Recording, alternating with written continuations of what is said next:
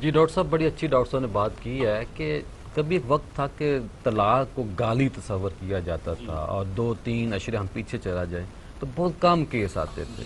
اور دوسرا ڈاکٹر صاحب نے بڑا اچھا کہا کہ ایک مکینک جو ہے اس وقت تک بائک ٹھیک نہیں کر سکتا جب تک وہ ٹھیک کرنا سیکھ نہیں لیتا، کوئی دکان کوئی کاروبار بھی. تو یہ جو نکاح ہے، جو شادی ہے، اتنا نازک، کیا آپ فرمائیں گے؟ اصل میں یہ دیکھنا چاہیے کہ نکاح اور طلاق کا مفہوم کیا ہے.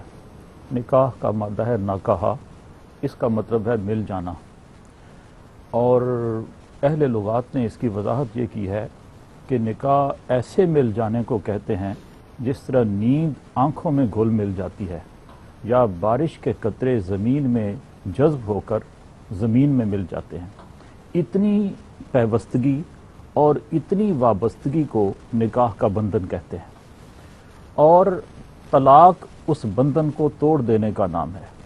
نکاح کے ذریعے جو پابندیاں شریعت مطہرہ نے انسان پر لگائیں، ان پابندیوں کو اٹھا لینا طلاق کہلاتا ہے. اب اسلام نے عورت کو بھی بڑا اعزاز دیا کہ ماں، بہن اور بیٹی کا درجہ اس کو دیا، اس کو حق مہر دیا، اس کو وراثت میں حصہ دار بنایا. یہ اس دور کے معاشرے میں بہت بڑی بات تھی. دوسری طرف مرد کو بھی اعزاز دیا. جس طرح عورت پر کچھ پابندیاں لگائیں نکاح کے سلسلے میں، اس طرح مرد پر بھی لگائیں. عورت کے لیے یہ پابندی لگائی کہ عورت خاوند کی اطاعت کرے اور اپنی عفت و عصمت کی حفاظت کرے. اس کی آگے رسول اللہ صلی اللہ علیہ وسلم نے مزید وضاحت فرمائی کہ اطاعت یہ ہے کہ خاوند کی اجازت کے بغیر عورت کہیں مت جائے، اور خاوند کی اجازت کے بغیر کسی کو گھر میں داخل نہ کرے، اور خاوند کی اجازت کے بغیر نفلی عبادت نہ کرے.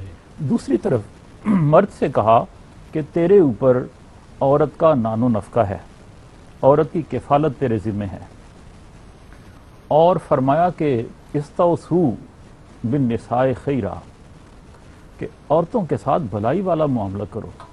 فرمایا کہ عورت اوپر والی پسلی کی ہڈی سے پیدا ہوتی ہے، اگر تم زور لگا کر اس کو سیدھا کرنا چاہو گے تو وہ ٹوٹ جائے گی، اور اگر ویسے چھوڑ دو گے تو ٹیڑھی رہے گی. لہٰذا بہترین طریقہ یہ ہے کہ نرمی کا معاملہ اس کے ساتھ کرو اور اس کے ساتھ بھلائی سے پیش آؤ.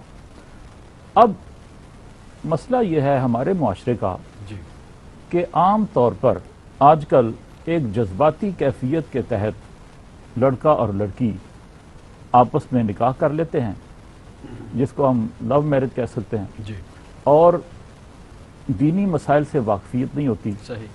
تھوڑا عرصہ وہ نکاح کا بندھن قائم رہتا ہے، اس کے بعد جب جذبات کا غلبہ ختم ہوتا ہے تو نوبت طلاق تک آ جاتی. ہونا یہ چاہیے کہ اسلامی طریقے کے مطابق مساجد میں نکاح کا اہتمام کیا جائے، شادی حالوں میں پیسہ برباد نہ کیا جائے، اور نکاح کے خطبے میں نکاح اور طلاق اور گھریلو زندگی کے مختصر اور سادہ مسائل لوگوں کو ذہن نشین کرائے جائیں، تاکہ لوگ اپنے گھر کو برباد کرنے سے